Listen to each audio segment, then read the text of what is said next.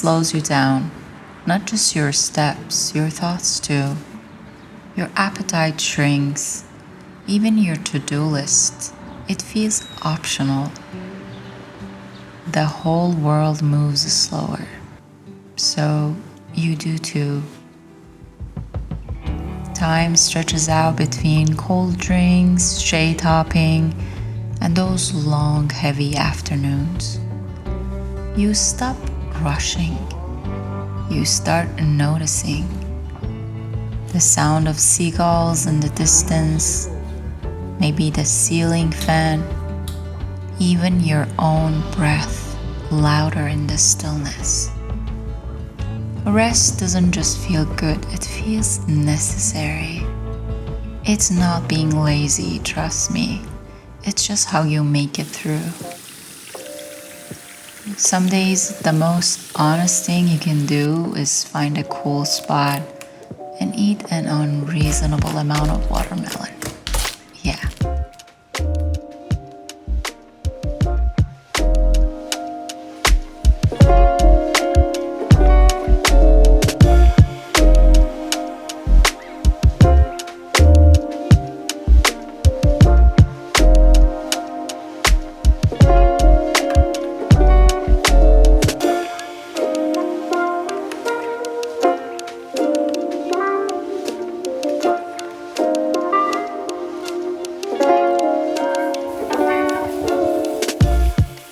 Summer often comes with a quiet pressure to do more, go out, make memories before it ends.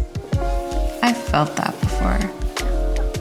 But this July was different. The heat slowed me down in ways I didn't expect. I didn't fight it.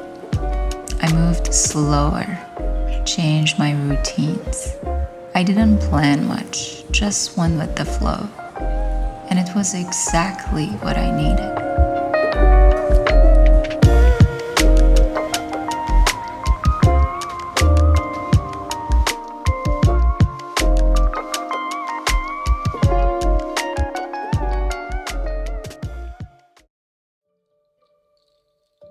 A cat had taken over the sofa, completely at ease. Then a dog walked in, full of curiosity. The cat instantly perked up. Two different energies meeting for the first time.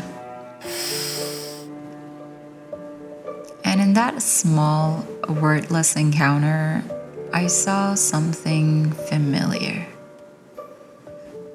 Maybe it was how we carry ourselves when we feel at home, and how we shift when we sense we're being watched. Maybe it reminded me of how I feel in new places, or old ones that no longer fit the same. How we learn to claim space, and how we set boundaries. I think we need to learn that from the cats. They're really good at this. And from the dogs, we can learn how to be more curious and playful.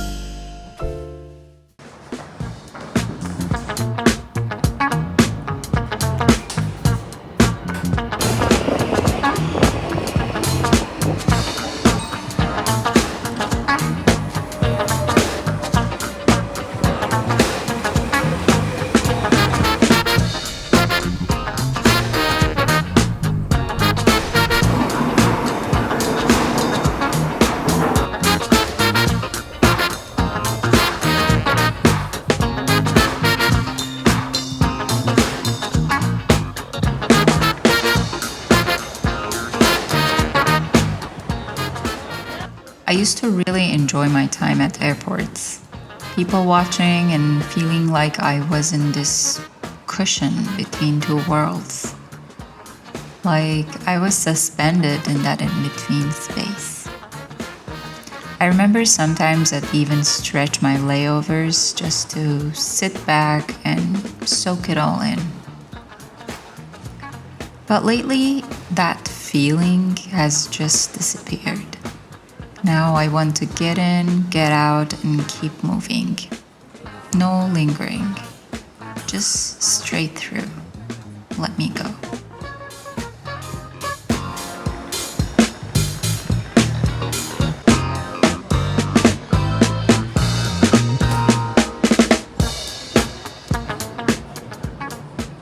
I listened to the audio version of this book by Murakami a few years ago, and I really enjoyed it. But honestly, I never thought I'd come back to it. Lately though, I've been thinking about starting to run. So I decided to pick it up again. It's not really about pushing you to run. It's more like a memoir. But somehow it makes the idea of sticking with something feel more doable.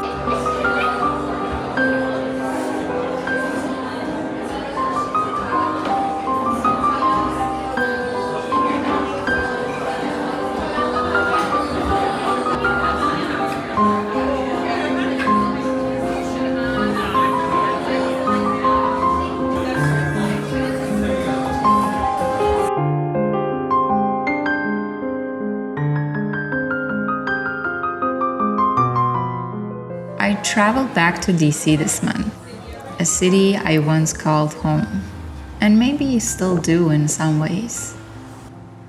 But the more I move between places, the more the word home starts to blur. Is it a language I fall back into without thinking? A rhythm I slip into like muscle memory? The people I connect with?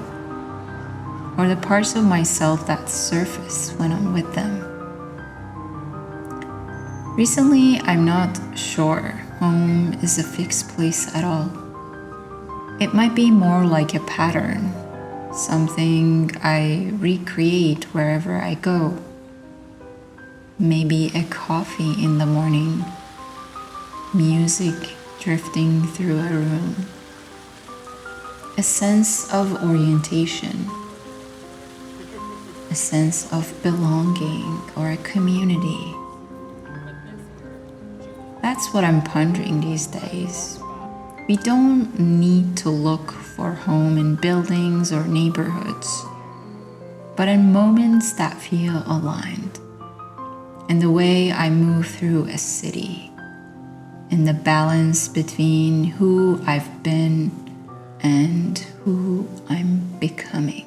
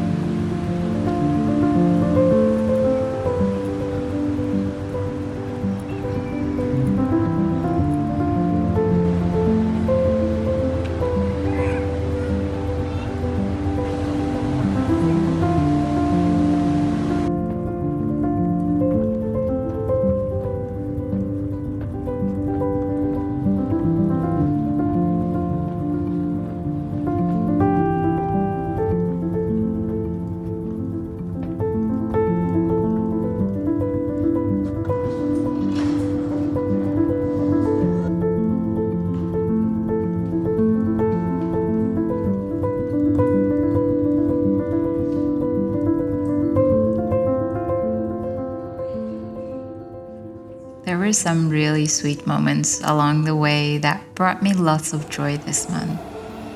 I went on morning walks with my mom, which became one of my favorite parts of the day. Quiet, simple, but satisfying.